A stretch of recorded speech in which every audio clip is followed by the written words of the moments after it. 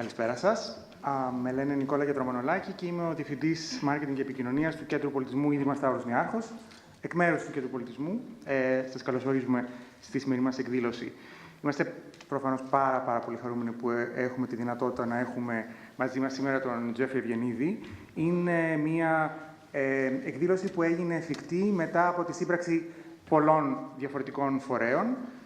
Είναι προφανώς η Παγκόσμια Πρωτεύουσα Βιβλίου 2018 Αθήνα, του Δήμου Αθηναίων, είναι η Αμερικανική Πρεσβεία, είναι οι Εκδόσεις Πατάκη και φυσικά είναι και οι δωρητές μας και οι δωρητές της πρωτεύουσας με προεξάρχοντα το Ίδρυμα Σταύρος Νιάρχος.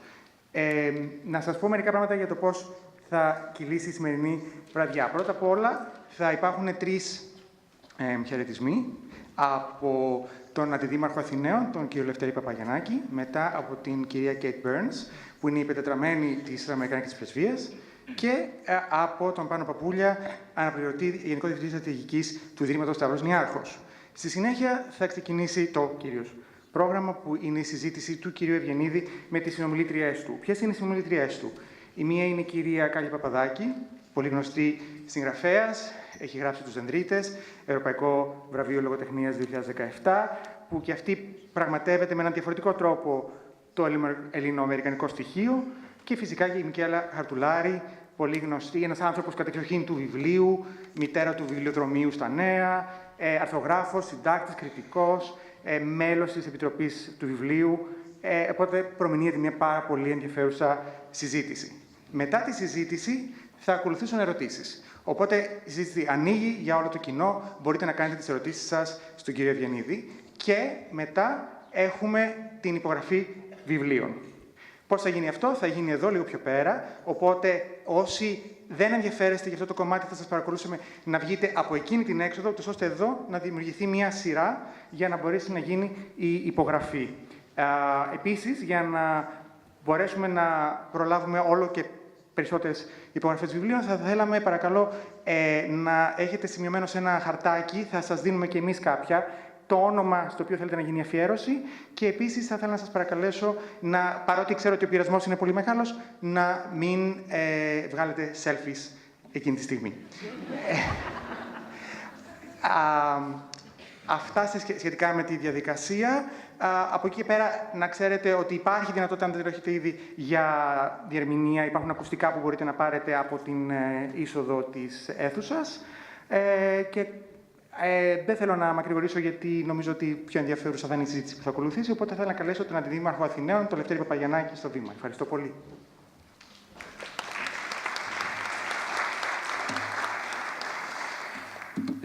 Καλησπέρα και από μένα. Ξέρω ότι δεν περιμένατε εμένα και θα έπρεπε να είναι εδώ ο Δήμαρχος Αθηναίων, αλλά δυστυχώς έκτακτες υποχρεώσεις δεν του επιτρέπουν να είναι εδώ σήμερα μαζί μας, στο Ίδρυμα Πολιτισμού Σταύρος Νιάρχος, το οποίο και ευχαριστούμε πάρα πολύ για την φιλοξενία.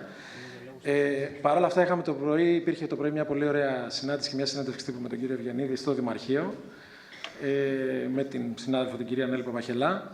Πρέπει να πω ότι είναι πολύ μεγάλη χαρά για μας να έχουμε σήμερα μαζί μας τον Jeffrey Eugenides, για πολλούς και διάφορους λόγους που οι περισσότεροι από εσάς τους καταλαβαίνετε ακόμα καλύτερα και από μένα. Είναι μια ευκαιρία να γνωρίσουμε και το έργο του, να κάνετε τις ερωτήσεις που θέλετε, να μάθετε περισσότερα για τα ζητήματα που σας απασχολούν και να τον βάλετε να σας απαντήσει και ενδεχομένως σε ερωτήματα που εσείς έχετε διαβάζοντας τα βιβλία του. Είναι ιδιαίτερα δημοφιλής έτσι κι αλλιώς στο ελληνικό κοινό, το έχουμε διαπιστώσει και το ξέρουν και οι άνθρωποι που ασχολούνται με το βιβλίο. Και δεν είναι μόνο η καταγωγή του, γιατί είναι και Έλληνας, αλλά είναι ο τρόπος που γράφει και ο τρόπος που εκφράζεται μέσα από τα βιβλία του. Τα θέματα του, όπως ξέρετε, αποκτούν δυστυχώς ακόμα και στις μέρες μας μια πολύ δυσάρεστη επικαιρότητα, και αυτό θα πρέπει να το κρατήσουμε στο μυαλό μας, γιατί οι άνθρωποι που ενδεχομένως εμείς να τους κρίνουμε διαφορετικούς, αν η διαφορετικότητα δεν είναι πλούτος, δεν ξέρω τι είναι, αντιμετωπίζουν πάρα πολλές δυσκολίες, διακρίσεις και βία. Και τα πρόσφατα παραδείγματα δυστυχώς μας έχουν δικαιώσει να πιστεύουμε ότι. Είναι κάτι που είπε ο κ. Ευγενίδης το πρωί. Αναφέρθηκε στο βιβλίο του λέγοντας ότι όταν ένα θέμα γίνεται mainstream, είναι καλό ένας συγγραφέας να προχωράει παρακάτω και να βρίσκει κάτι άλλο. Εγώ θα του έλεγα ότι το συγκεκριμένο θέμα του βιβλίου του Μίτλης εξαιρετικά, ίσως να θεωρείται ότι είναι mainstream, δεν είναι, αποδεικνύεται κάθε μέρα, και ότι αν δεν είχε γράψει το βιβλίο θα έπρεπε να το είχε γράψει. Ακόμα και τώρα. Ακόμα και ίσως όταν θεωρεί ότι οι περισσότεροι από εμάς το θεωρούμε δεδομένο. Δεν είναι δεδομένο δυστυχώς. Και ο αγώνας για να γίνει δεδομένο έχει μακρύ δρόμο. Θα Θα ήθελα να ευχαριστήσω βεβαίως το πρόγραμμα Αθήνα 2018 Παγκόσμια Πρωτεύουσα Βιβλίου, γιατί ξέρω πόσο σκληρή δουλειά κάνουν οι συνάδελφοι και φίλοι για να έχουμε αυτό το αποτέλεσμα σήμερα. Είναι ένας τρόπος δουλειάς που έχει επιλέξει ο Δήμος Αθήνας με την πρωτοβουλία βεβαίως του Δημάρχου να δημιουργεί συνέργειες, και η συνέργεια η σημερινή τη βλέπετε. Είναι η Παγκόσμια Πρωτεύουσα Βιβλίου, η Πρεσβεία, η Αμερικανική, η Εκδόσεις Πατάκη και το Κέντρο Πολιτισμού Ίδρυμα Σταύρος Νιάρχος. Θα ήθελα να αναφερθώ βεβαίως και στους δωρητές. Σήμερα μέγας δωρητής είναι το Ίδρυμα Σταύρος Νιάρχος, χρυσοί δωρητές είναι το Ίδρυμα Λάτσι, η εταιρεία Κόρα ΑΕ, δωρητές είναι το Ίδρυμα Ονάση, το Κοινοφελές Ίδρυμα Κοινωνικού Πολιτισμού, Κοινωνικού και Πολιτιστικού Έργου, το Ίδρυμα Λασκαρίδη, ο Οργανισμός Συλλογικής Διαχείρισης Έργων Λόγου, ο ΣΔΕΛ, και πολύτιμοι υποστηρικτές όπως πάντα για το έργο του Δήμου σε αυτά τα ζητήματα, η Aegean Airlines, ο Διεθνής Αερολιμένας Αθηνών και βεβαίως σταθερές συγκοινωνίες. Ξέρω ότι προτιμάτε να ακούτε τον κύριο Ευγενίδη από ότι εμένα. Θα σας ευχαριστήσω πάρα πολύ που είστε εδώ όλοι και να σας ευχηθώ καλή συνέχεια.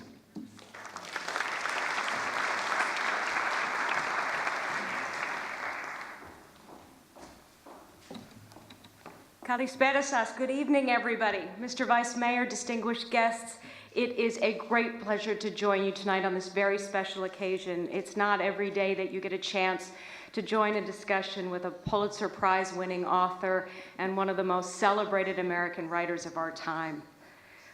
We are so grateful to Jeffrey Eugenides for accepting the U.S. Embassy's invitation to visit Greece this year. We knew that he was loved by the Greek public, but we had no idea that ticket sales for tonight's event would run out in 15 seconds.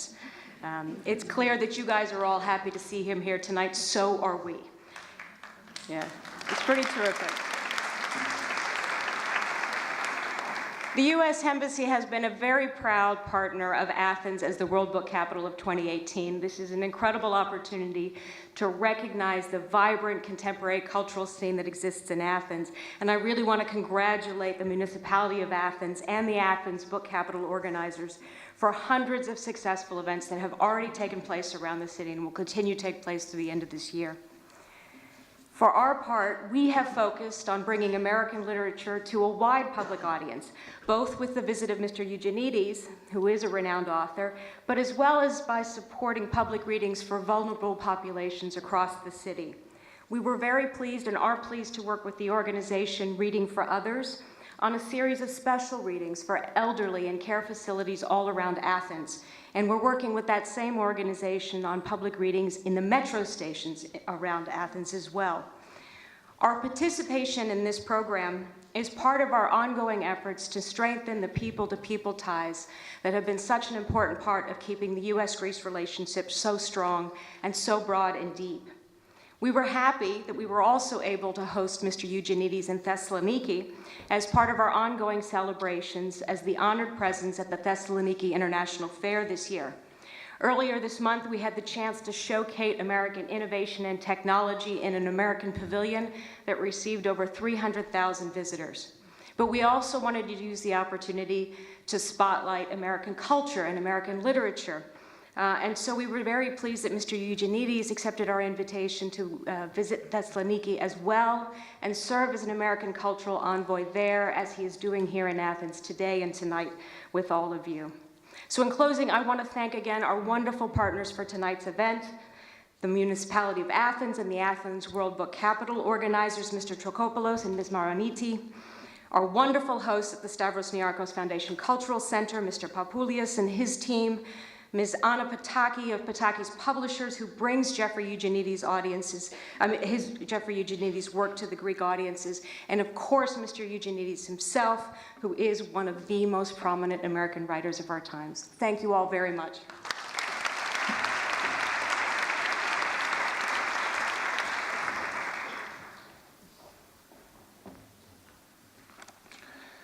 Καλησπέρα σας. Σαν εργαζόμενοι του Ιδρύματος Σταύρος Νιάρχος, έχουμε τη χαρά και την τιμή να μπορούμε να στηρίζουμε οργανισμούς και τη δουλειά ανθρώπων που κάνουν τη διαφορά για τον συνάνθρωπό τους και για την κοινωνία. Στο πλαίσιο των δωρεών μας, τη διαφορά αυτή μπορεί να την κάνει μια υπηρεσία, ένα εκπαιδευτικό πρόγραμμα, μια συμβουλή, το φιλότιμο που ίσως κάποιος δείξει παρακινούμενος από μια καλή πράξη κάποιου άλλου, ή η χαρά από τη δυνατότητα του να έρθει κάποιος σε επαφή με έναν από τους σημαντικότερους συγγραφείς του καιρού μας, όπως ο Jeffrey Eugenides, του οποίου δουλειά σημαίνει τόσα πολλά για τόσους πολλούς. Οι δράσεις που στηρίζουμε μέσα από τις δωρεές μας, λοιπόν, συχνά πυκνά μας δίνουν το προνόμιο να συμμετέχουμε σε εκδηλώσεις όπως η σημερινή, και να μοιραζόμαστε τη χαρά των ανθρώπων που δουλεύουν σκληρά για την πραγματοποίηση αυτών. Μόνο που η σημερινή εκδήλωση έχει δύο σημαντικές ιδιαιτερότητες. Πρώτον, από τη μία πλευρά, ενώ η συμμετοχή μας σε τέτοιες εκδηλώσεις μας δίνει την ευκαιρία να πάρουμε μία ανάσα, όπως είπα, και να απολαύσουμε κατά κάποιο τρόπο τα αποτελέσματα του κόπου των συνεργατών μας, από την άλλη, μερικές φορές μας γεμίζει και άγχος. Πολλές φορές υπάρχει αγωνία, εγρήγορση, ο δημόσιος λόγος ταιριάζει σε κάποιους από εμάς περισσότερο από ό,τι ταιριάζει σε άλλους. Άλλες φορές, οι άνθρωποι και οι οργανισμοί που προλογίζουμε έχουν καταφέρει τόσα πολλά που πραγματικά τους θαυμάζουμε. Και ο θαυμασμός δημιουργεί πολλές φορές άγχος. Η σημερινή εκδήλωση είναι μια τέτοια περίπτωση.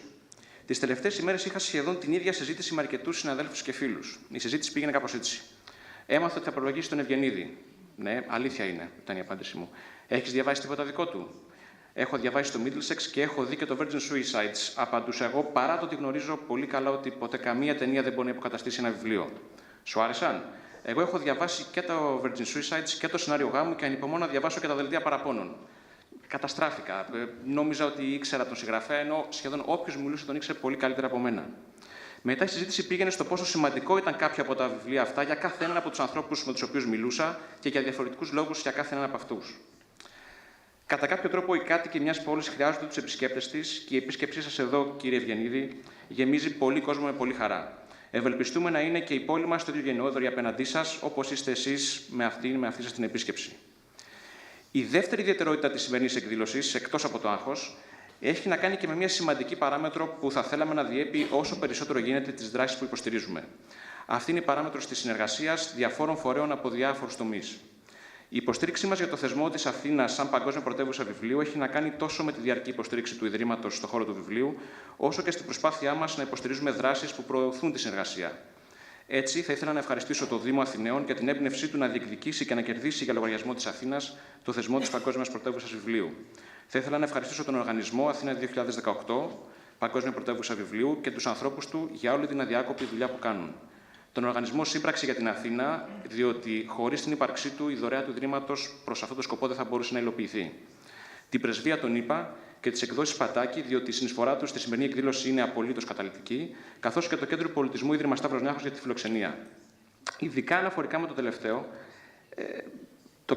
πολλοί από εσάς γνωρίζετε ότι το Κέντρο Πολιτισμού αποτελεί τη μεγαλύτερη μεμονωμένη δωρεά του Ιδρύματος. Είναι το παιδί μας, το οποίο έχει ανεξαρτητοποιηθεί και βρίσκει τη δική του ταυτότητα μέσα στην πόλη της Αθήνας και μεταξύ των ανθρώπων που το επισκέπτονται. Είναι πραγματικό συγκινητικό για εμάς να το βλέπουμε να μεγαλώνει μέσα από εκδηλώσεις σαν τη σημερινή. Σας ευχαριστώ.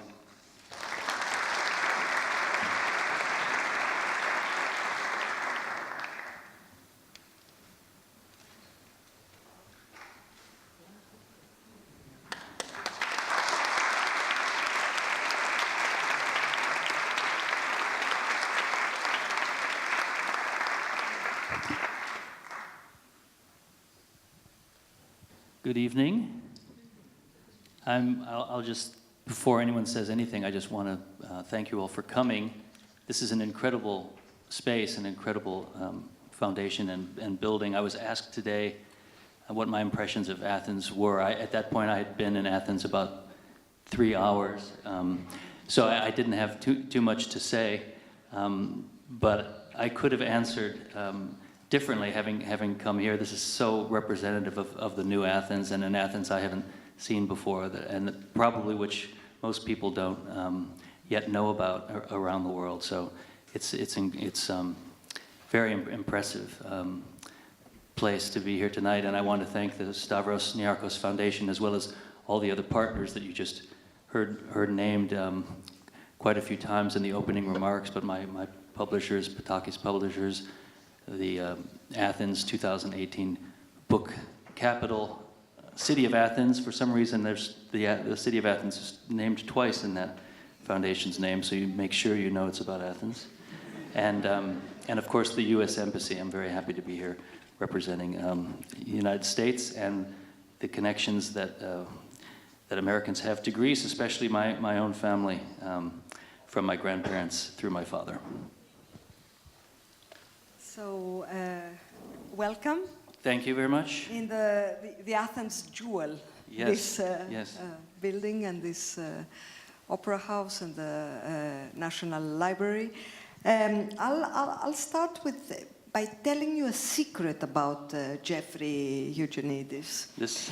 He knows very well how to make Greek coffee. Well. And then let's proceed. I'll only talk a bit about your books. He is famous because of Middlesex, this novel published in 2002, and a novel who won the Pulitzer Prize, but also the Médicis French Prize and the Irish International Dublin Literary Award. He has a reputation he got his reputation with the brio of his inventiveness, the originality of his ambition, the seriousness of his novels, and the intricate plots, the skillful writing, and many other things that you will raise after with your questions. His latest book is his first collection of short stories, 10 short stories written during a long period from 1988 to 2017. It's a book not about love and revolution, but it's love and crisis, I think. And the other books that we have read and we have loved in Greece is the Virgin Suicides, written in 1993, published in 1993, and The Marriage Plot, published in America in 2011. These books are published by Patakis Editions. The latest book is translated by Anna Papastavrou, a very good translation. This, we must always mention the translators because they are the intermediates for literature and fiction and non-fiction. And I think that we are ready to start. Kallya, would you like to start? Great. Okay, fantastic. So basically I'm going to begin with Fresh Complaint, and I read your short story collection twice. And the second time I noticed something that was quite striking. In 3 of your short stories, people are striving to make $1 million. Or they say, I'm going to make that $1 million.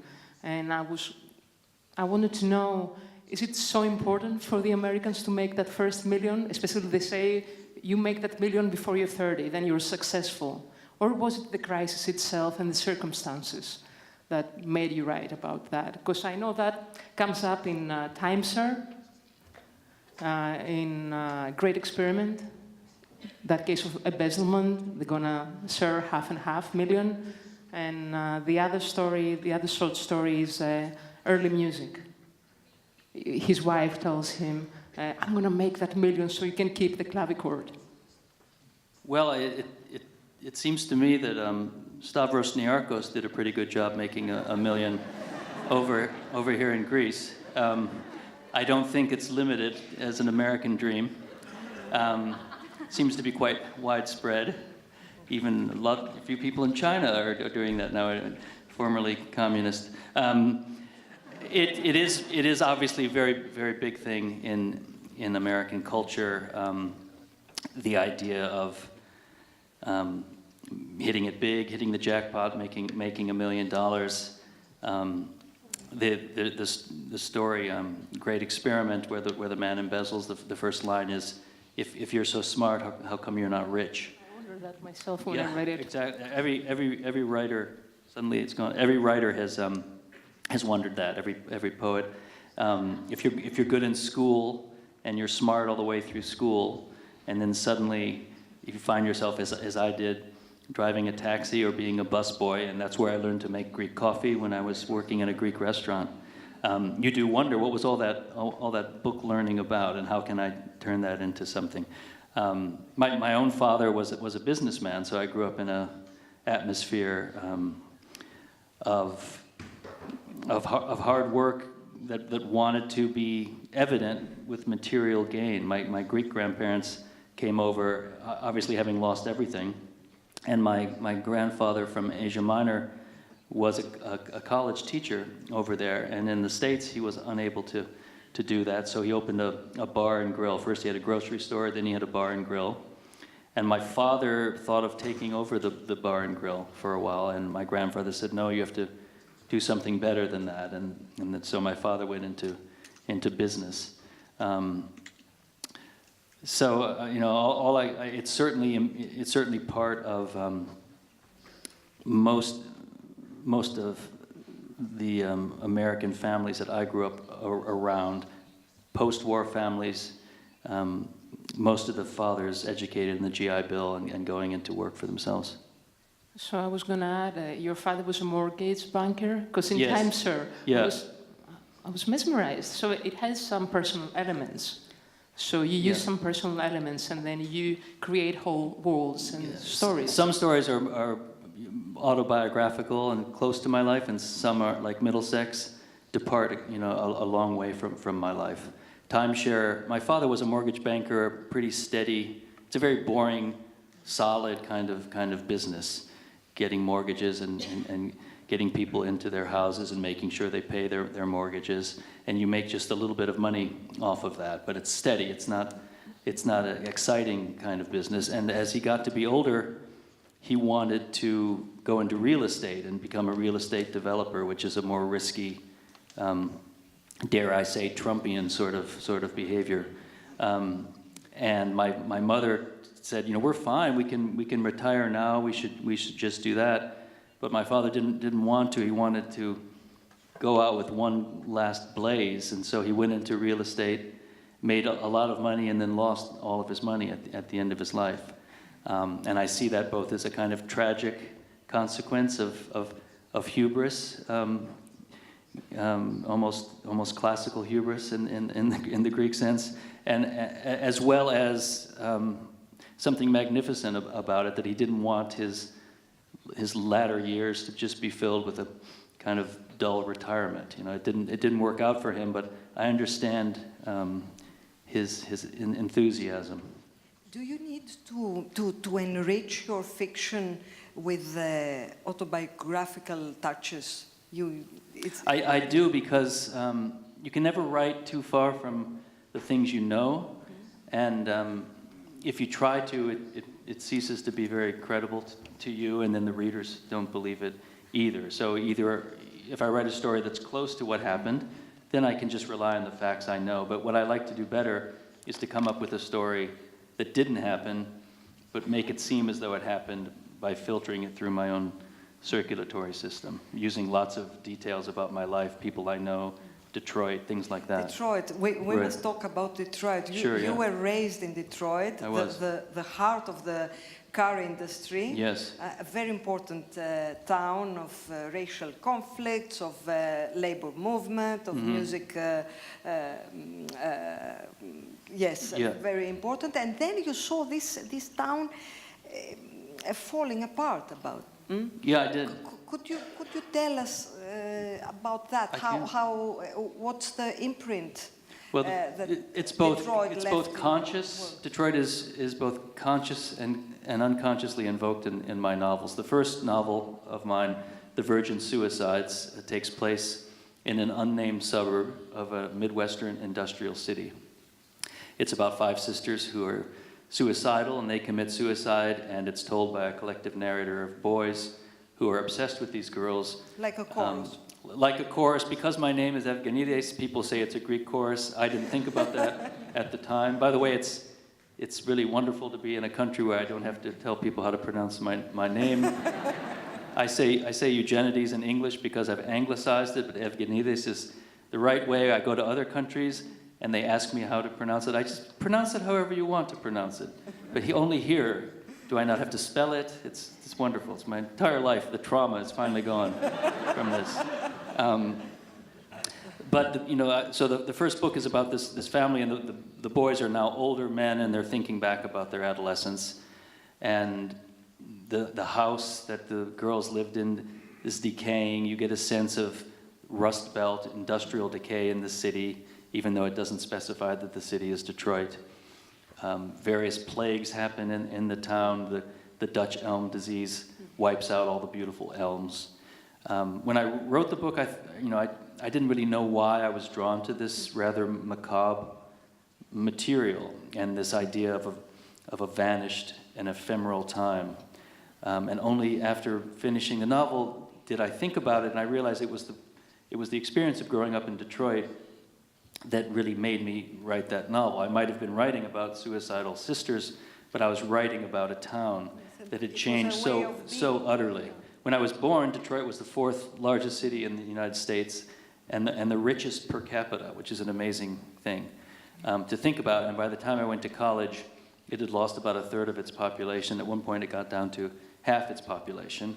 Most of the buildings and landmarks that I grew up with were destroyed and demolished or closed. My grandfather's bar, I watched it be closed.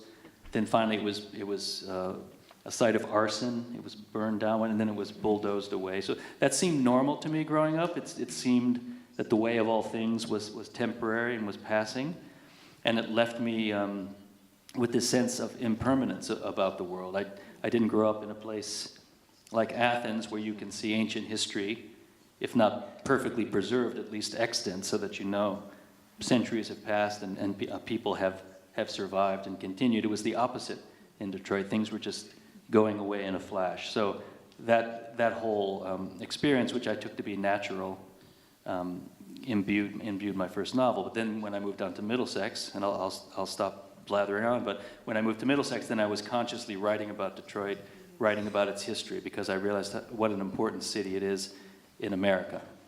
And then you, in your third novel, the city disappears, but Mitchell Grammaticus appears, which is an alter ego, isn't it? Yes, he is, yes. So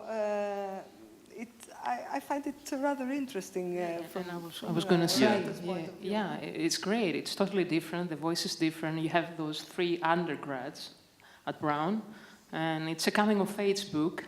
And it reminded me, it has a despair of Flaubert, in a way 19th century, married with 20th postmodern thought. So it was an interesting marriage itself. And I was going to say that it's about marriage, but it has an anti-marriage proposal at the end. And I was going to ask, so when you were writing this book, did you know how it was going to end? Do you know how your book ends? Let me try to remember. I usually don't know what the ending of a book will be. The writer John Irving always starts with the last sentence. He knows exactly where he's going, so he writes the last sentence, and then he writes everything in order to connect to that last sentence and make that last sentence work. I can't imagine doing a novel that way. When I start a novel, I will have some idea of where the story is going. But because I don't know much about the characters and I haven't lived the writing of the book, the ideas that I come up with are usually fairly cliche. And once I get to them, if I write them down, this is how it's going to go, I think that's not really that interesting. But while I'm writing, I usually get a better idea. So I know with the marriage plot that at first it was only about I had the novel just about 1/3 of it in mind. And I wrote it, and it was a very enclosed story. It happened just in a house over a few days, and it was too much like a play. It was too narrow-minded and kind of insular. And then I realized that it was a much larger book, and I kind of blew off the back end of that novel and added another half, or at least another 1/3, where I won't say what happens, but things happened that I didn't envision when I began that really did make the whole concept of the book work better. So it's nervous-making when you're in the midst of a book and you've been working on it for a couple of years. You don't know where it's going, and you have to find a solution. But most writers I know that I like work that way. They work in that difficult spot. With marriage plot, we have the impression that there is two mentalities.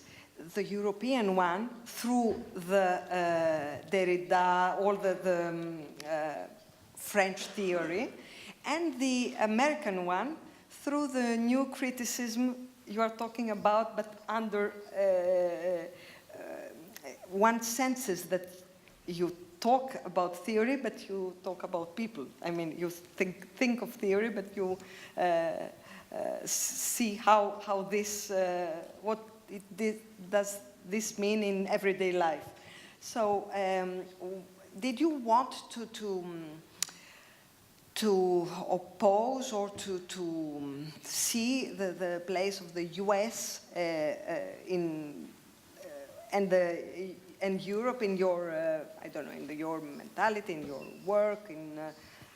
I don't think I conceived of it as a American-European divide, because when I went to college, Roland Barthes and Derrida and Foucault and all of those French fellows were in vogue. And our professors were besotted with them and their work, and had us read it, and we all dutifully absorbed the information, and many of us just spouted up the jargon for 4 years on our papers in order to get good grades, whether we understood it or not. But the writer that I liked the most and that appealed to me was Roland Barthes, and especially his book A Lover's Discourse, because the book had a strange effect on me. You read it, and he's analyzing European literature and trying to atomize romantic literature and show how falling in love and the process of falling in love is encoded, to use a bit of jargon, and follows along a pattern that, in a sense, we've learned through culture and that we've learned through the reading of books. But the strange effect of that book when you read it is it puts you in a very romantic mood. You feel lovelorn, or you feel like falling in love when you read this book that is supposed to anesthetize you to the poisons of love. You're supposed to not be affected by love anymore by reading Roland Barthes, because you become so intellectual and French. You understand it's just a game, love, and you understand this. But you read it, and you read all these quotes of these great romantic novels, and you read the bits that Roland Barthes takes from his diary about his own lovelorn position in Paris, and you feel rather romantic. So that's the kind of quality that I liked, and I wanted to have in the marriage plot, which does the same thing. It ends with an anti-proposal, so it's kind of anti-love in a sense, but the book is very romantic, and should inspire in the reader deep feelings of romance. I loved it. It was amazing. The ending, I found it like genius. So I'm going to come back to your short story collection, and I'm going to ask one question. Short story versus novel. I think you prefer novels, or I'm wrong? I think you're right. Because your short stories are so lengthy, all of them could be turned into novels. And I mean, how much time does it take to write a short story? Because they're so... You should never ask me how long something takes, because it doesn't pertain to too many other people. Most people are quicker. I have two kinds of short stories, and I think there are two kinds of short stories. There's a short story that details a short period of time that represents a life, and you can think of Chekhov stories in that way.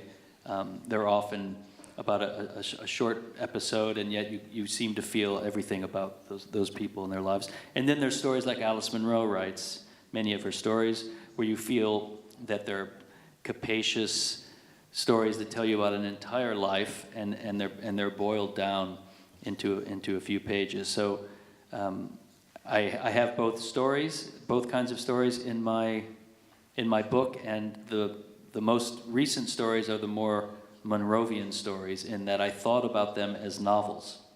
I thought I could write a novel about this, but I won't for certain reasons, and I will just leave in only what I need to have this story work. So the story Complainers, which is about the two older women, is tells the story of 40 years of their friendship.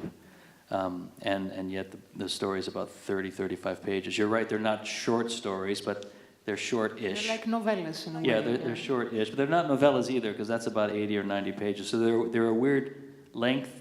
Magazines don't like that length. It's too long for magazines. So you have to do it with a book. So you have to find a new name, a hybrid of some sort. Yeah, I don't know. Yeah, something. I don't know what to call them. Yeah, I don't know what to between call novellas them. and short stories. Yeah. So these two recent stories open and close this collection. Right. Yeah. The first story, both the most recent things I've written. Yes, and they are stories. The first story about these two women, who this 88-year-old woman, who is forced to go to a retirement home, and she doesn't like it, and her sons tell her that okay, we don't have more money for you, so you will stay here. And she's so melancholic, and she flees away with a friend of hers, and we don't know what will happen. But what made you write such a story?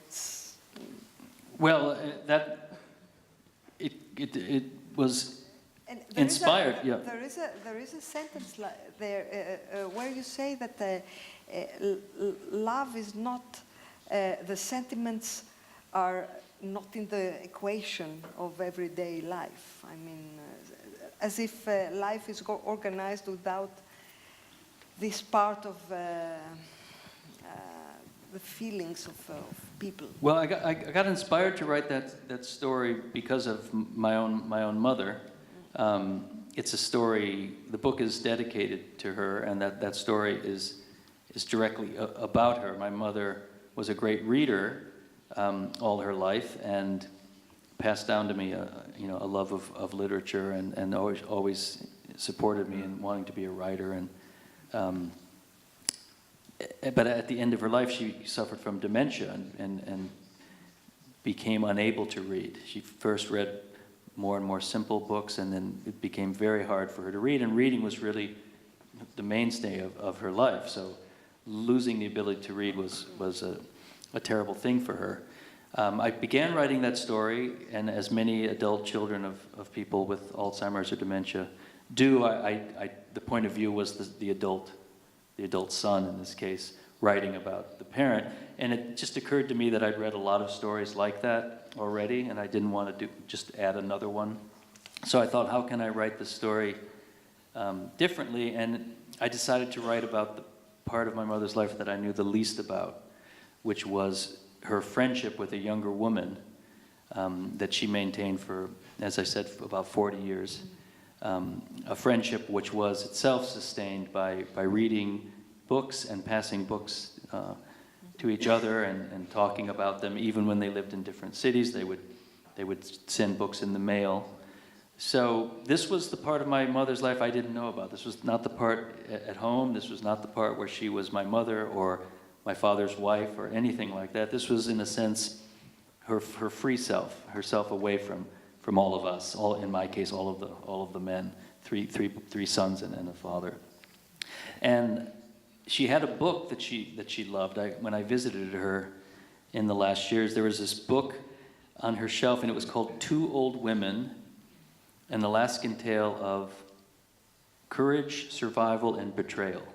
And I started reading it, and I asked her what it was about. It seemed like it was a book I'd never heard of, and it was written by Velma Wallace, and it tells the story of two old women in an Inuit tribe in Alaska who are banished from their tribe because the tribe is in need of food. There's starvation in the land, and they need to go over the mountains to find some food, and they say, well, you're too old and slow to keep up with us, plus you complain too much.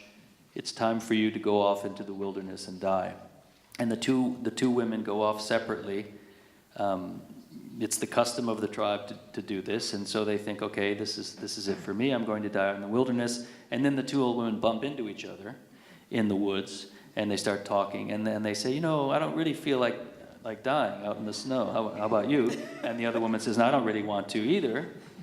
And then they say, you know, when we were young, we could fish and hunt, and I knew where the berries were, and I knew how to do this and that. Maybe we could do it again. So they relearn their old fishing and hunting, ice fishing skills, and they survive through the winter. They go through many trials in the book. It's an old folk tale. It's based on an Athabascan folk tale. And finally, at the end of the book, the tribe comes back. They still haven't found food. They're still starving. And it is the two old women who teach them how to survive through the winter. And the moral of the book is that from that time on, the tribe never disposed of its old people. You know, as a Greek reader, Yeah. I read it as an allegory for what is happening to my country. I don't know. Of course, every reader reads something else. Huh? But I read it like that. So the elders of the tribe in your version would be the Germans, I guess. You said it. I said it. No, but it's all this atmosphere of wanting to do something and not being able to do something. The clavichorist in early music, another very wonderful story. He's a man, he's a teacher who teaches clavichord. Okay, nobody wants to learn clavichord. But then it is this situation when you have a dream and you have to resign, you have to change dreams, or you have to pay for being able to have this dream. So, maybe we read your stories through our point of view as Greeks. I'm sure that does happen. And in the case of my mother, when I saw that book about the two old women, I realized that she identified in a comedic way, she and her friend, with these old women, even though their conditions were obviously not as dire as two women, cast out into the wilderness. They felt in old age and older age the same kind of sense of being cast out. And as she was ending up in a retirement home, she felt that we even more. But that's how I figured out how to write that story, was because I used that book as a way of orchestrating and organizing her life, my mother's life, the part I didn't know about. Her friend gives her the book as a kind of medicine to restore the Della, my mother's memory. So if she reads a book that she knew and loved, maybe she could start reading again and come back to the way she used to be. Whereas I identified with Kendall, and I was wondering, because he's a promising poet, Yes. or he used to be, Yeah. not making enough money. Right. Kendall is the man that embezzles. Yeah, a great experiment. Right. So he doesn't make enough money. He doesn't get health insurance. Yeah. His boss is way rich, and he's a fan of Tocqueville, and he admires his theory about equalitarian, his vision of equalitarianism. And I wondered, would I vote for Trump if I was Kendall? If I were Kendall, would he? Would Kendall vote for Trump? Probably not. Kendall is now in prison, actually. So maybe he'll see Trump there, but he's not going to vote for him. No, I mean, you, as a fiction writer, I guess as anybody, you have these daydreams, right? What would it be like what would push me to a life of crime? I am asking. Right, and so when I was living in Chicago in 2005, and I saw that everyone was getting rich in the stock market in a way that I didn't understand, or through different businesses, and I wondered. It goes back to want to make $1 million. Like if everyone starts seemingly making $1 million and you're the only one that isn't, like then you start to resent that. You think, well, I'm going to get a piece of this pie too, and that's what drives Kendall to do something that he wouldn't do. I thought about it. I thought, what kind of crime would I do if I were a criminal?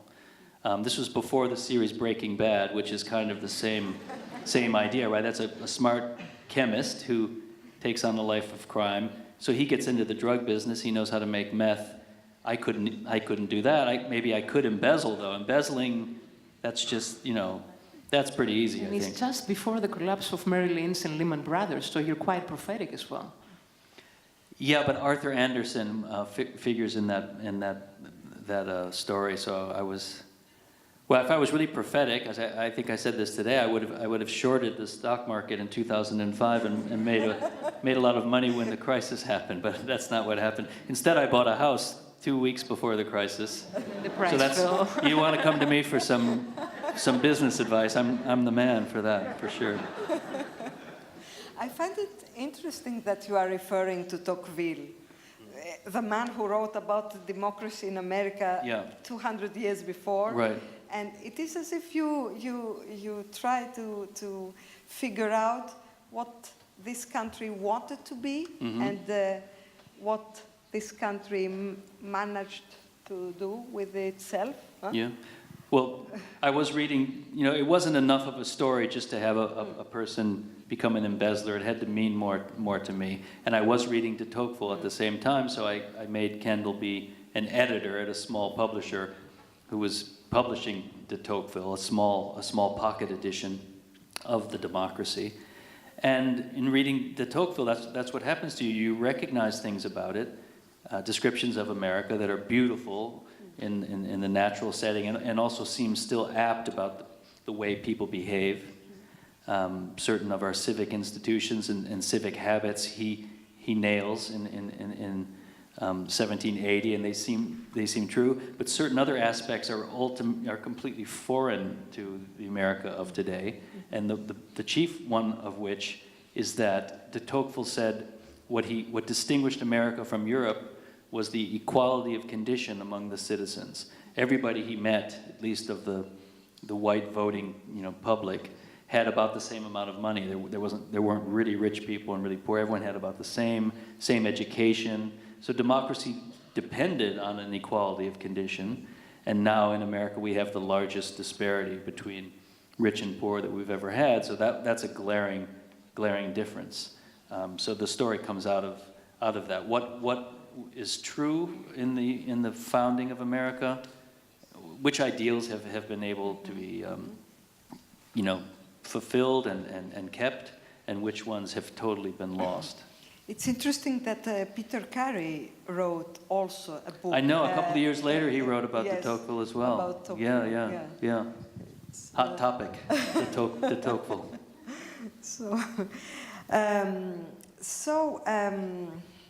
Yes, Fresh Complaint is a book that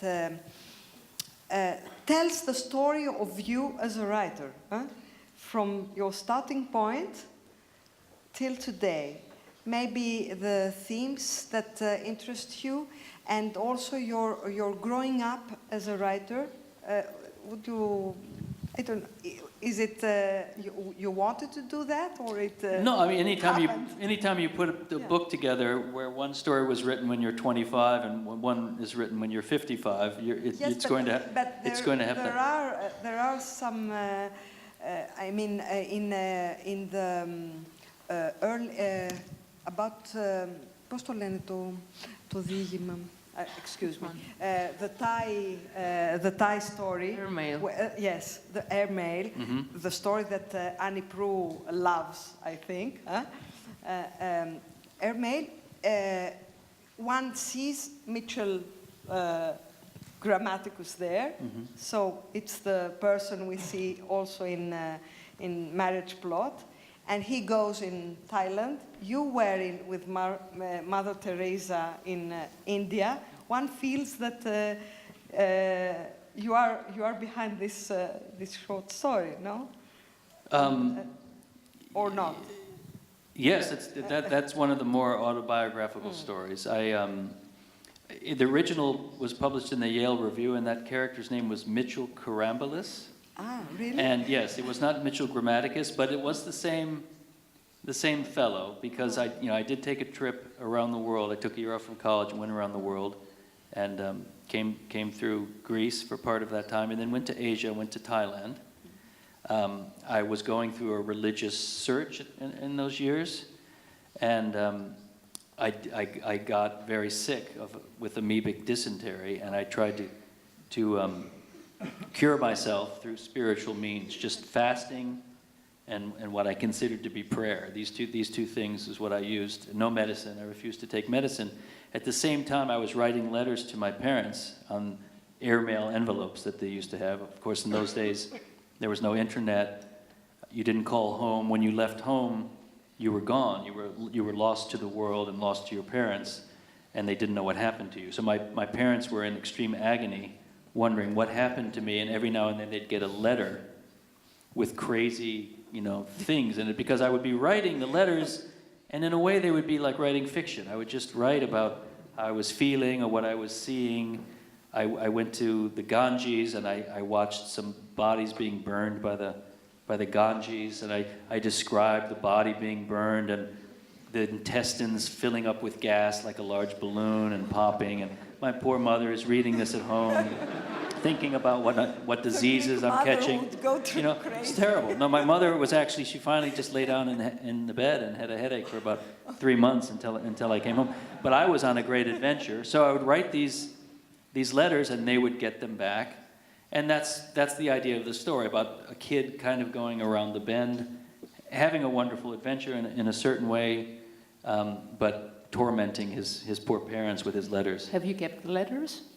I've kept many of the letters. They are somewhere. I have a lot of embarrassing letters that I wrote as a youth. It's a good source for fiction. But I did a very smart thing. I said to my friend Kevin Conley has most of them, like crazy, letters, that are very embarrassing mainly. And I said, look, I need these letters back for some research that I'm doing for a book, and he gave them back to me, and then I just never gave them back because I don't want anyone to see these letters. So. Yeah, we would do the same thing. Yeah. You have something in common with Kallya Pappadaki, because she also wrote a novel inspired by an American town that it's Camden Town. It's Camden, New Jersey. Camden, New Jersey. Yes. Oh, close to where yeah. A town that was very rich and and that had Campbell's soup. Campbell's soup, exactly. yeah. Campbell's soup, yes. Walt Whitman and Campbell's soup. His right? master's voice. His master's voice, yeah. And I wanted to ask you if writing novels inspired by your hometown was a way to analyze yourself, or it was a way to analyze the world around you, or to explain the world, or to portray the world, or it was about yourself. There's no message about it, I think. I think you write because you have the need to write about something. I studied in the States, and I encountered people, second-generation Americans, even third. So I want to talk about the American dream that doesn't materialize. So that's the city itself was a character, Camden, New Jersey, because it was a very rich, small city that grew larger, and after the Second World War, with the deindustrialization, everything was gone. Yes, and they built bridges to bring people, but people left the flight, white flight. So for me, it was a way to, I don't know, I had this need, and there was a point in time that I said, this is the time to write about my life in the States. So I guess that's it.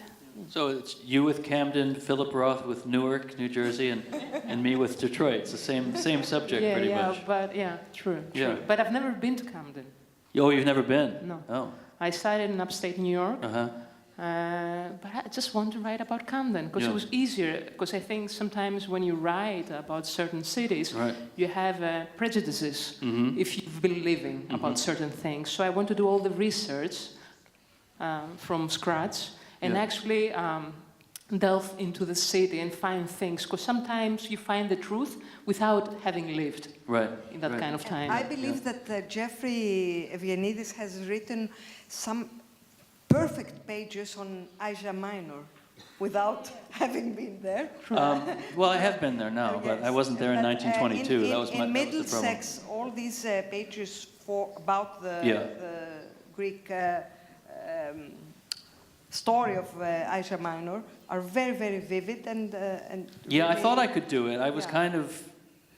I started writing about the village and the grandparents of Cal Stefanidis, and I just thought I could do it, body it forth through my imagination. That's what I'd done before, and it was coming out so terribly. It was kind of like a Chagall painting, a kind of colorful, slightly twee woman floating in the sky with a cow's head, you know, in the other corner of the canvas. It was that sort of thing. It wasn't very believable.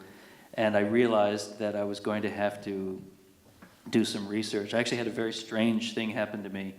I was writing about Smyrna in 1922, and I was trying to imagine it, knowing nothing about it really. And I was at the art colony Yaddo in upstate New York. And I was writing it for a couple of weeks. It wasn't going. I thought, I can't do this book. I just cannot do it. I don't know how to write this. And I came out of my room, and I walked along the hallway there, and they have a big table where people who have recently stayed at Yaddo leave their books for other people to see. And so as I walk down the stairs, I see the table, and I look at the book, and the book was called Smyrna 1922. So I thought, this is exactly what I'm looking for. I took it back to my room, and then read it, and then started to do the research that any sane person would have known that you had to do from the beginning. So. You're a very lucky man, because it seems with Middlesex you were saying, yeah. What was it about the street, the address? How that Middlesex was the street I lived on. Yeah. Once you, I mean, so it comes handy. James Joyce said that once you're writing a novel, it has a quality of everything seems to refer to the novel. It's the sane way of having schizophrenia, where you think that the whole world is like about me and my book. But when you're writing a novel, you get into a state that's a little bit like that. One more. You have been the editor of a collection of love stories. Yes. My Mistress's Sparrow is dead. Is dead, yes. And there were 26 love stories. That many? Well, that's yes. a lot, yeah. It's a lot of love. And there is, in your introduction, you are saying that as you grow older, you get less sophisticated and more innocent. And this sounds rather strange. Yeah. It's well said. Yeah, I don't know if you believe it. Mm-hmm. Well, I was a younger man when I wrote that. Okay. I don't disagree, though, on the face of it. But go on. Okay. So, love is the second... You know that Dylan song? The? I was older once, but I'm younger than that now. The Bob Dylan song? Okay. That's a good line. It's probably the same. That. Yeah, right? Yeah. So, love is an issue that interests you in all of your novels and your work. Well, we actually, you're right. It does interest me. We came up with that topic. I did that book for charity to raise money for Dave Eggers' literacy institution, 826. They were opening a chapter in Chicago, and they needed to raise money, so he asked me to edit a book and raise money, all the proceeds going to the foundation.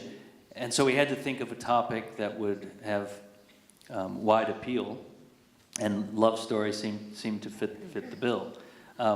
Then I began reading as many love stories as I could and asking people what their favorite love stories were.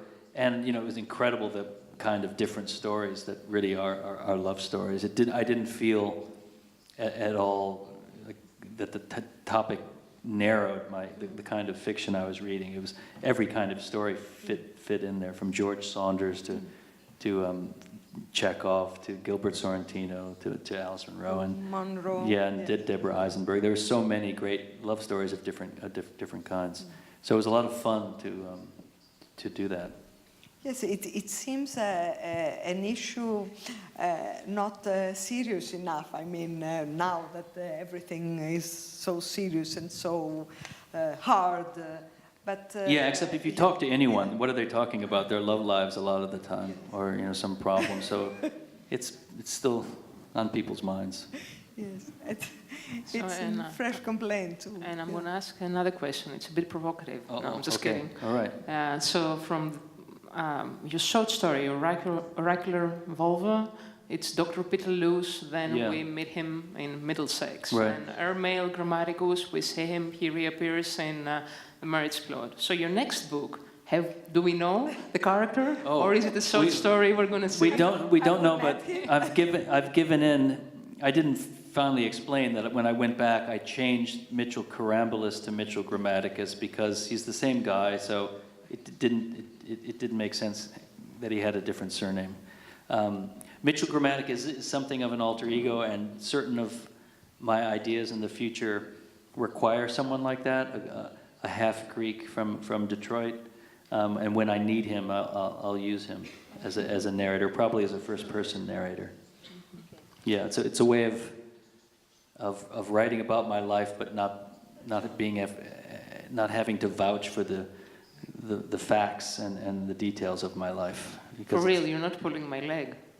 No, it's true. I mean, you know these books by Karl Ove Knausgaard, the Norwegian writer. I mean, those are novels because you can't remember what everybody said. If you really write a memoir and you want to be honest about it, you can't write anything that's not true, that you can't verify. But it's almost impossible to write about the past and have any color or any drama to it unless you invent a bit. So in those cases, it's useful to have an alter ego where you can, be honest and try to write an account of what happened to you, but not have to remember what was said on what day and when everything occurred. You are not a very fast writer. You don't publish books very often. Right. How do you organize? I mean, what happens in between? I'm sitting and writing. It's not like I don't write for many years and I wait until I get an idea. I'm always writing, and I'm always getting a new idea and changing my ideas. I have lots of things I don't finish.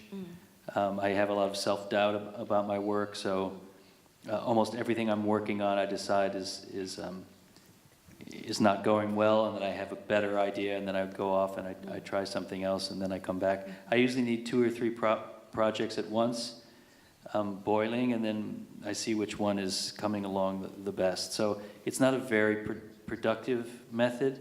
I wish I could get over it. I'm hoping that I'm going to learn how to get over it, but I haven't been able to. I don't know if it's a psychological frailty of mine that that's how I need to be to write, or if I'll lick this idea and I'll figure out how to do it someday. I thought that maybe you have experienced this thing that you thought I had bouts of drunkenness that lasted for years at a time, which would account for it. No, it's the writer's block that. It's a kind of writer's block, but it's an extremely productive one. Like I'm always writing, and pages are always coming out. It's not like writer's block where I can't write a page. It's constantly I'm writing, but it's maybe not coming together. It's like procrastinating. It's like a very disciplined way of procrastinating. Yes. My colleague Joyce Carol-Oates, who's my opposite, who writes a book every 10 minutes, right? I was talking to her about it, about writer's block, and she said, I had writer's block once. I couldn't write a thing. It was the worst 2 days of my life. So. Okay. Yeah. And I want to ask one thing. Do you read aloud when you write? Because you have such a great rhythm. It's like a metronome, ticking. You would be a great actor. I wanted to be an actor. I'm a failed actor. A lot of writers are failed actors. So you get to act out the parts when you're writing, and you get to pretend that you're these different characters. What I didn't like about being an actor was that you're determined by your physical characteristics to be a certain kind of part, right? You're only going to play this certain kind of part. And I didn't like that idea that my physical look would mean I would only play certain parts. I wanted to play lots of different people, so you get to do that as a writer. I can be anybody I want to be. There is a photo by Annie Leibovitz where you are this Where I'm Henry James. You are Yeah. Henry James, Yeah. yes. Is Henry James important for you as a...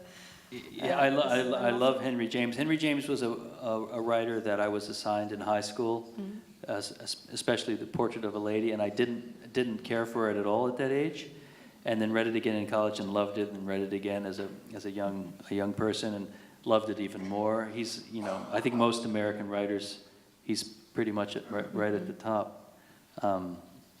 You know. Okay.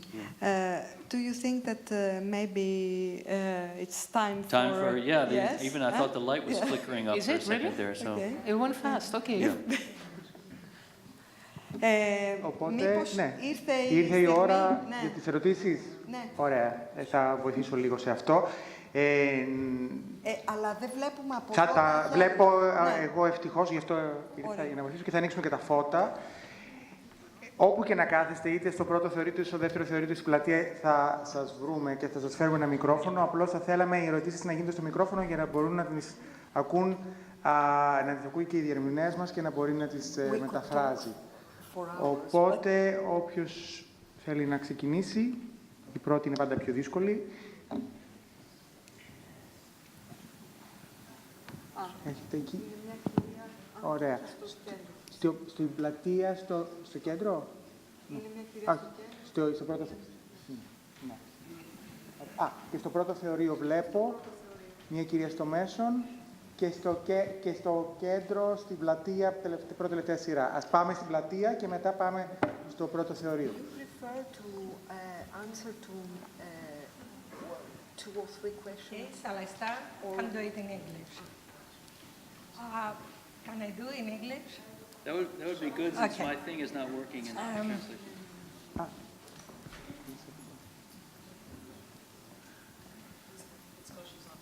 I know, but when he was talking. Can you hear me? Okay. It's a question which might seem rather unexpected, but I would like to ask you what was a relation with mathematics.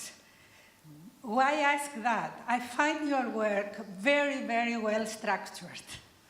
And I read a lot of literature, but the structure of your novels, I find it so fine and well designed that, okay, I'm being a mathematician, or at least I pretend to, but I want to ask you, what is this, as in one of your last, one of your last novels, you refer to rustic simplicity, and the simplicity in your writing goes well with the very deep structure of your actually writing.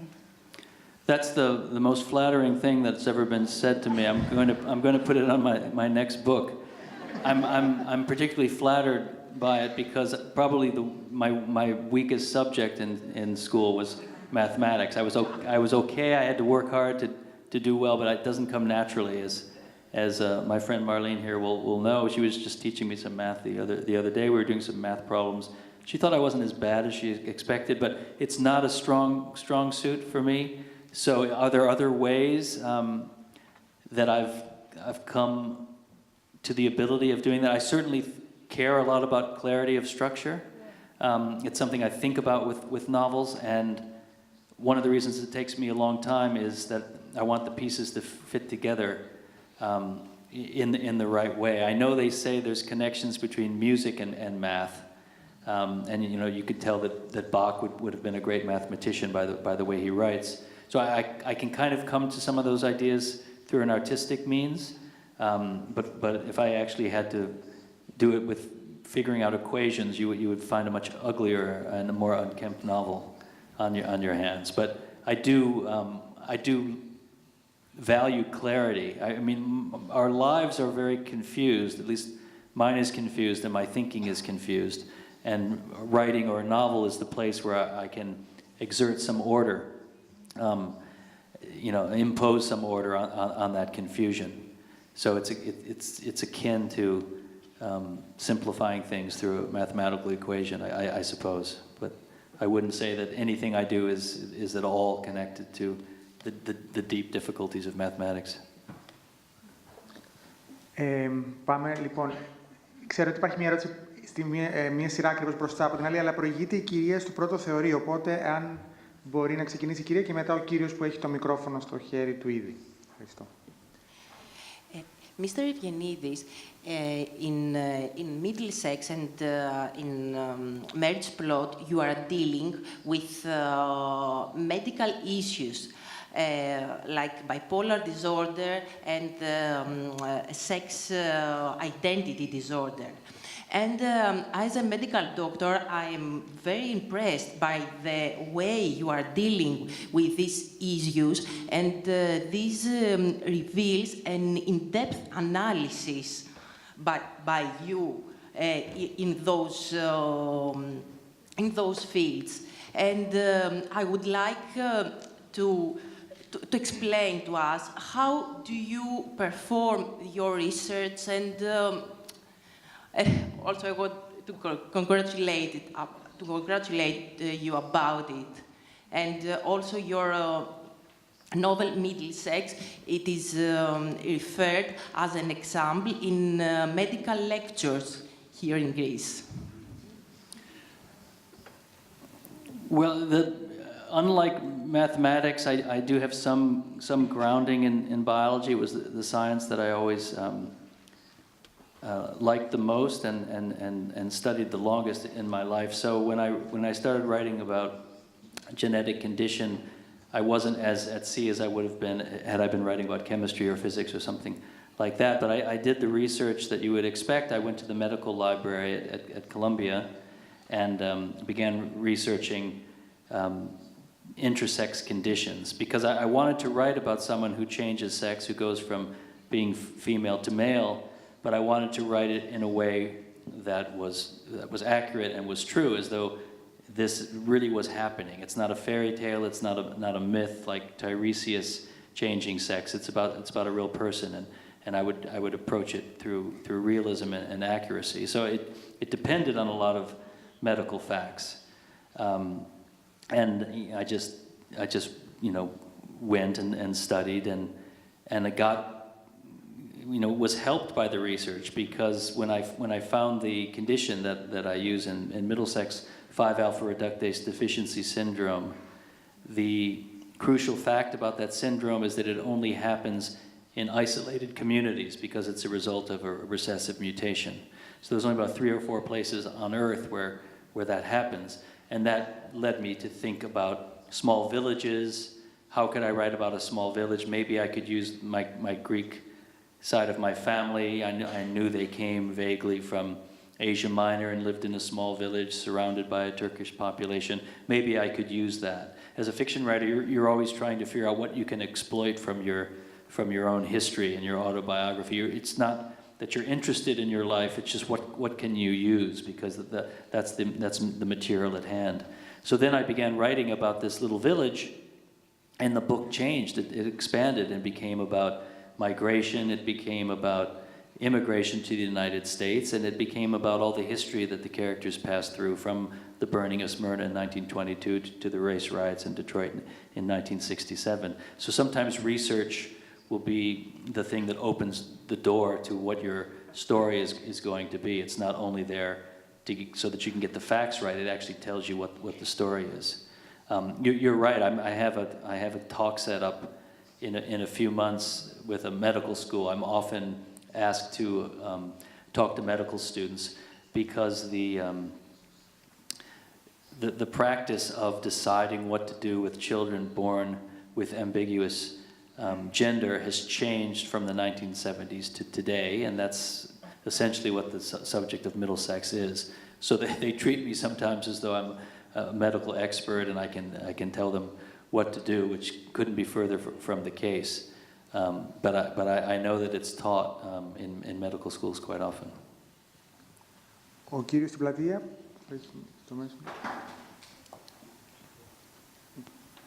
Hello. It's more of an observation.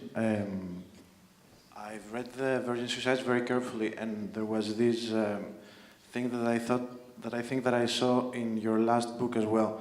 There is a scene there that you describe the Lisbon girls, that they are so young and they are so beautiful, so that after they were dead, the doctor that would open them would see their organs, and they would be so pink and so, because they were so young and so healthy, etc. And in your last book, you have the same thought, but from the other way around. I mean, in the Thailand story, the guy who is in Thailand describes a lady that meets on the beach, and she's really old and she doesn't seem really healthy. So he thinks about her organs and that they would be dirty, and yeah. There is this recurring thought. And do you even notice that you have this kind of thought? Well, I didn't know quite my feelings about organs until tonight. I don't remember the quote from the Virgin Suicides particularly. I do remember the airmail reference. There was one funny thing when I was putting the collection together was to read it, and the character that I'm talking about in airmail that I thought was so old and you know diseased is probably younger than I am now. And I wrote it as a 20-year-old. I had the mind of a 20-year-old. Anyone 44 that smoked seemed like they were about to perish. What can I say about that? I don't know. I might have some. I'll take this into consideration to discuss it with my therapist when I get back to the United States. I was just curious. Yeah.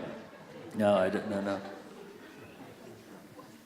Ωραία. Κάποιες ερωτήσεις ακόμα, ίσως στο πρώτο, στο δεύτερο θεωρείο. Βλέπω μια κυρία στο δεύτερο θεωρείο. Σωστά βλέπω. Ωραία. Και μετά πάμε πάλι στην πλατεία. Hello, and thank you for meeting with us tonight. I would like to ask about on your need to write. Would you be the person that you are today if you haven't been probably encouraged from your mother, for example? Well, I could answer that two ways. I would be the same person. I might be doing something else, but my life would have been vastly different. I decided to be a writer when I was quite young, 15 or 16, and went to college with the idea in mind that writing was a profession like any other, and you had to learn a body of knowledge and as though I were going to be a doctor or a lawyer.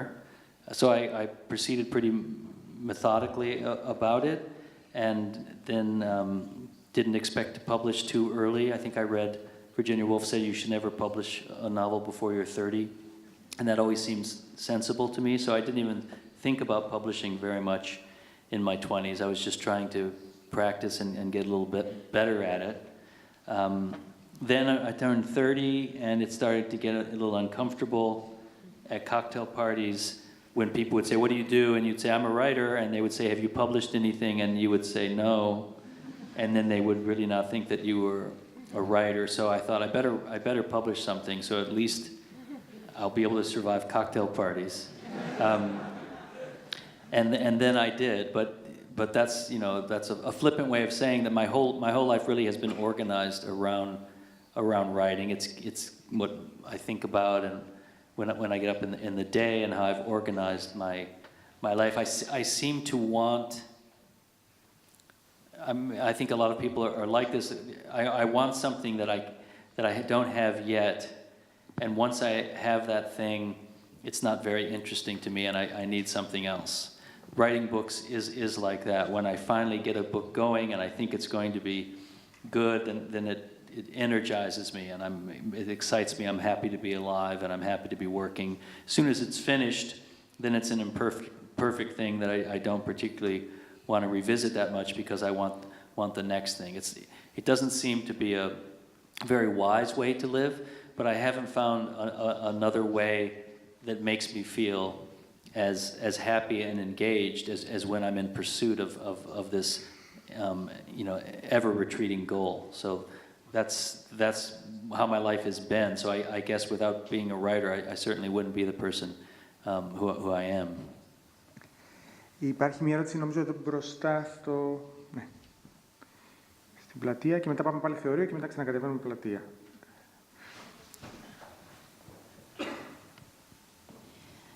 I can't believe I've actually seen you, having read your books for so many years, but I just wanted to thank you for the clarity you've given to incredibly complex subjects that have made so many people feel so much better.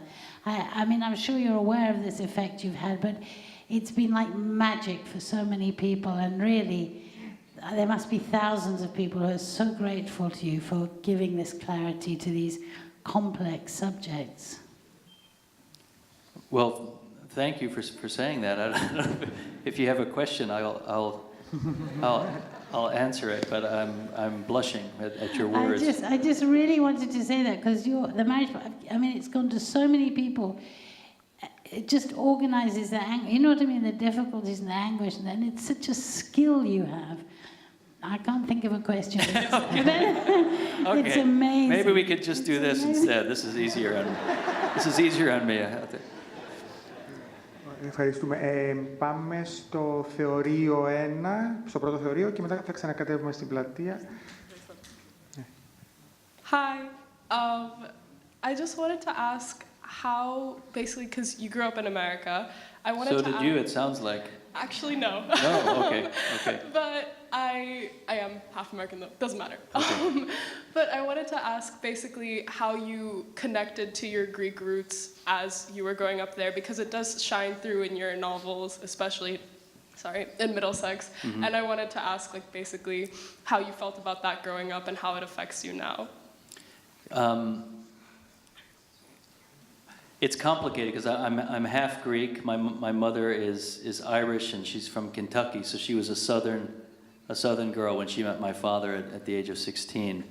And I grew up with both Greek relatives coming over and hillbilly relatives coming into the house, and it was a strange mixture. They didn't always see eye to eye, and I didn't know that was material to write about. Or how to approach it. And as I was saying before, writers will use their backgrounds for whatever use they can be made of. And when I had this idea of writing about a genetic mutation and I needed a village, I thought for a moment, maybe I'll do my real story and I'll have one person coming from Greece and one person coming from Ireland, and they meet and they both carry the same mutation. And that became too complicated. Then I'd have to tell two stories of two different countries. I didn't know about either one, so I better just stick with the Greeks. And then I had to have my narrator be full-blooded Greek on both sides, mother and father. And I really didn't know a lot about it. I was baptized Greek Orthodox, and in fact I just learned in Thessaloniki that means I'm Greek Orthodox. I thought I had to go through some other test. I got confirmation, but apparently I am in. So I'm pretty happy about that, actually. My grandmother came through and insisted that I be baptized. So that's why I chose the Greek side of my family to write about. And I had to Greek up myself to write Middlesex. I had to learn a lot about what Greek immigrants went through and learn things about the Greek Orthodox Church, learn about folk customs that were preserved in Detroit and lots of things. And the interesting thing was that in writing Middlesex, I came to know my grandparents in a way that I didn't in my lifetime. My grandmother especially was a very melancholy, if not depressive person. Now we would call her depressed. When I was growing up, she was just a grandmother. I mean, she was just in bed all the time, wishing that she was dead and she could go join Papu in heaven. And that, she would say, "Pray for me to die," which is a strange thing to say to a little boy. And I didn't understand why she was that way. She always longed to be back in Asia Minor. Anytime there'd be something on television that had remote connection to Greece or to Asia Minor, we would get her down in front of the television. Maybe it would be Melina Mercouri swimming nude at the beginning of Never on Sunday, or that movie A Train to Istanbul, where you could get to see a little bit of Constantinople. But I never understood why she was the way she was. And then she died before I was old enough to ask. But once I wrote Middlesex and I imagined these other lives and saw what happened in the catastrophe and saw what happened to all the people who came either back to mainland Greece or to the United States and other places in the world, I started emotionally being connected to my grandmother long after her death through imagining it. And then I think I kind of, in so doing, kind of created a Greek heritage for myself that I didn't know about or experience that continues to this day. It's not really true, but it feels emotionally true to me. Ο κύριος που είναι στην πλατεία στο μέσο περίπου.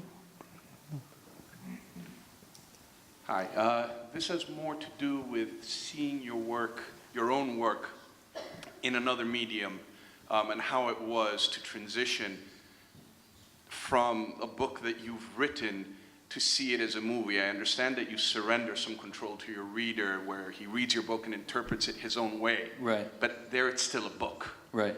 What happens when it's a movie? Do you still consider it yours because it was written, you know, it was written by you but interpreted in a different lens? Was it still something you owned and were, I'm not going to say proud of, but yeah, was it still yours? No, it's no longer yours. Once it becomes a movie, it's no longer yours. It's a work of art by a different person, the director of the movie.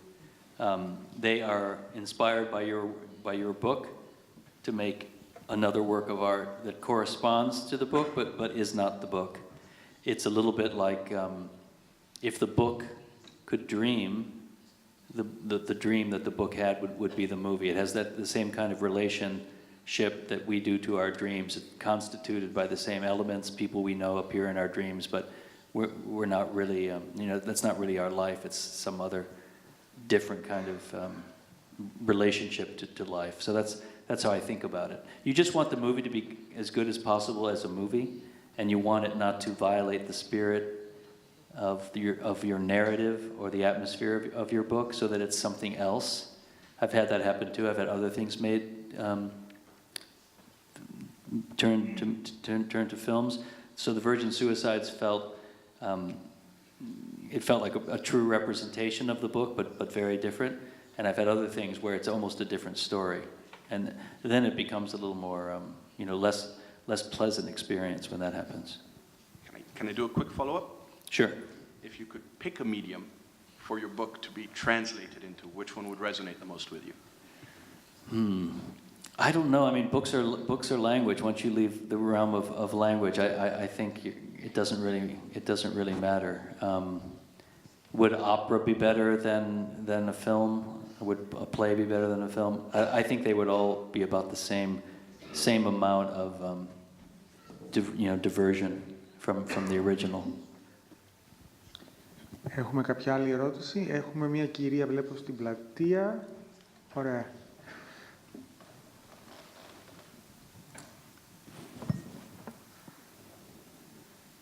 Είναι η κυρία εκεί.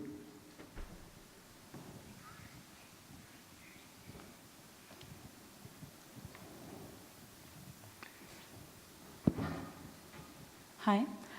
Actually, I wanted to ask you about the fresh complaint. I was wondering about the order that the stories are put in. Because since they are written in they have such a long chronicle time distance between them, and some are funny, some are more less funny. Right. What, did you put any? Did you do it actually? You mean the order that they exist in the book? Yeah, since it's not chronological. It's not chronological. No, I didn't want to do that.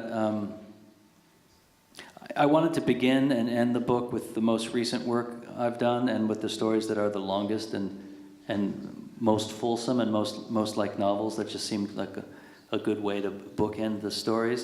And then other than that, I tried to just find an order that would alternate between the different styles, because you're exactly right. Some of them are meant to be very comedic and swift, and some are quieter and some are darker. So I just tried to alternate things a little bit like with an album of music, where you want the songs to not be monotonous and to change around a little bit. That's what I was trying to do, because you don't know if people will read it chronologically or not, but if they did, that's how it would go. Thank you. Do you think we have time for a couple more, you think, or questions? Can we take Sure, yeah. Whatever. Okay. Είναι μια κυρία, νομίζω, στη τελευταία σειρά εκεί.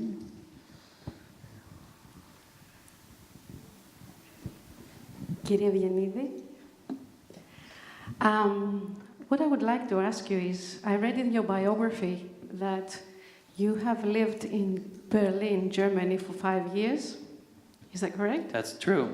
Okay, so judging from myself, I have lived in Australia, Libya, Ethiopia, Netherlands, Russia. Wow.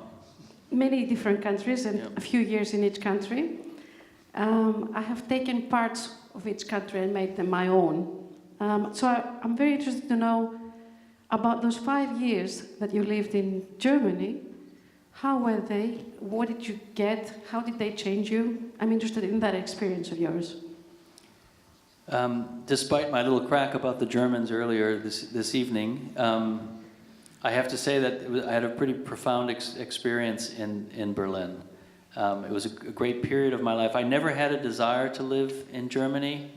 I didn't choose it particularly. There was a grant that I applied for from the German government to go and live in Berlin and write for a year.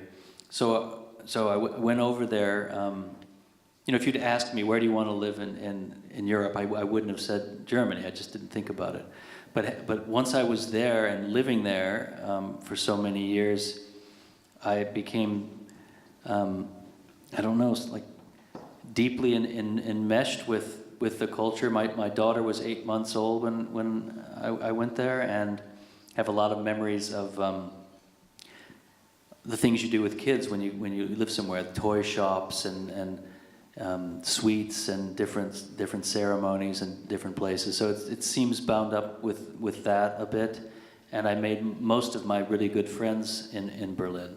It was a great escape from New York, because in Berlin, people have a lot of time for friendship. I think this is a little more true in Europe than the States in general, is people invest a lot of energy in their friendships, and people make sure that they see each other regularly, maybe every day, every night, or a few times a week, and you develop deep friendships. My father told me, and many people told me, you don't make good friends later in life or in midlife, but I did. And I learned German to an extent, and I think learning a language gives you different access into the culture, and it begins to inhere in you a bit more.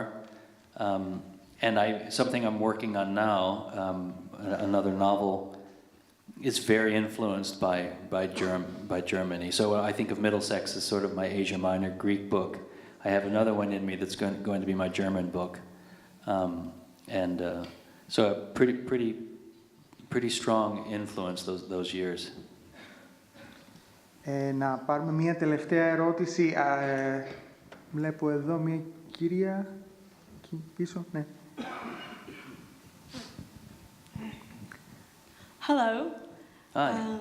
I would like to ask you to maybe revisit your youth and your pre-publishing years, and maybe offer some empowering words, if you have any, now that you're on the other side of it. Oh, I'm on the other side. That makes me feel good. Doesn't feel like that ever, always. Well,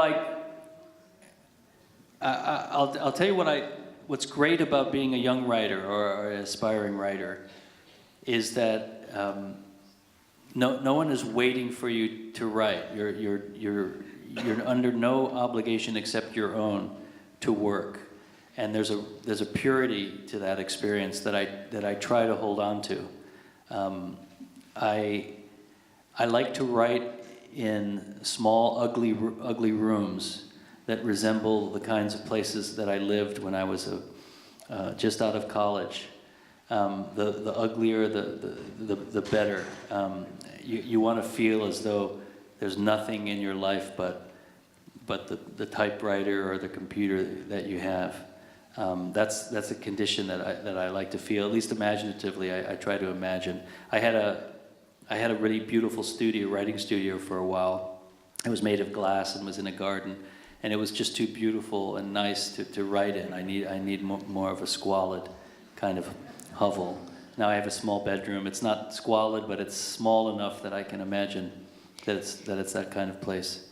In terms of practical information, which is more useful than what I'm telling you now, the empowering thing when you're young is that you can read and you can write, and what you need to do is read as much as you can and write as much as you can. Those are the two things that lead to being able to write. So you have to get into the practice of sitting down every day and working. And that is harder, or at least was harder for me when I started just to settle down and sit in a chair for a number of hours. The Germans have this concept of Sitzfleisch, which is the meat on your backside that you need to develop in order to study. You need Sitzfleisch. So I think that's true. So you should build up that part of your body figuratively.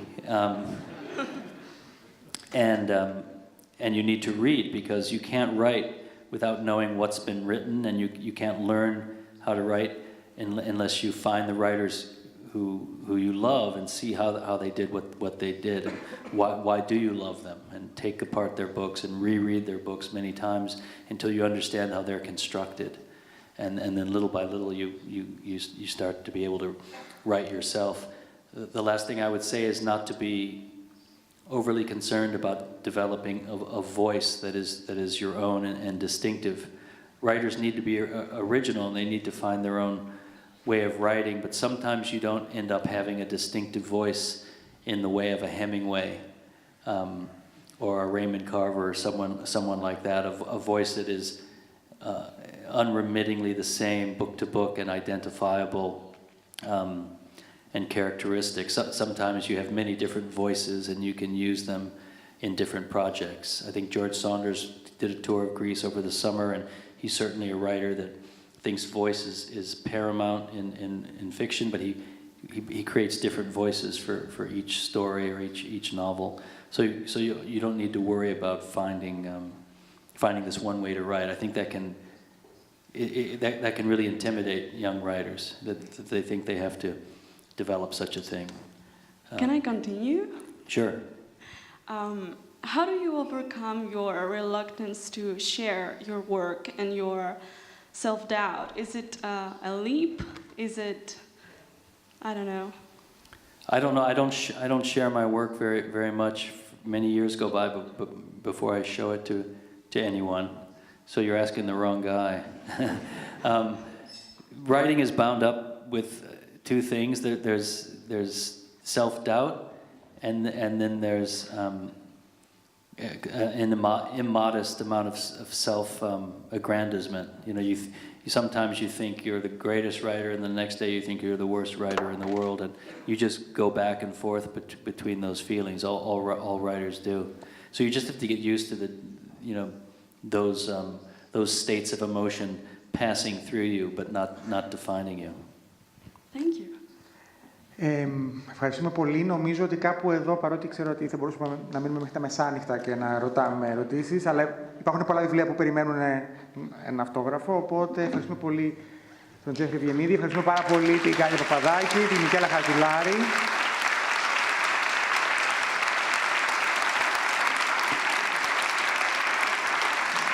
Να θυμίσω ότι η υπογραφή των βιβλίων θα γίνει εδώ. Όσοι απλώς θα φύγετε, σας παρακαλούμε να φύγετε από αυτή την έξοδο, ούτως ώστε εκεί να σχηματιστεί μια σειρά, μια ουρά για την υπογραφή των βιβλίων. Εάν δεν έχετε βιβλίο, αλλά θέλετε να βρείτε ένα βιβλίο να σας το υπογράψει, στο πολιτήριό μας μπορείτε να βρείτε.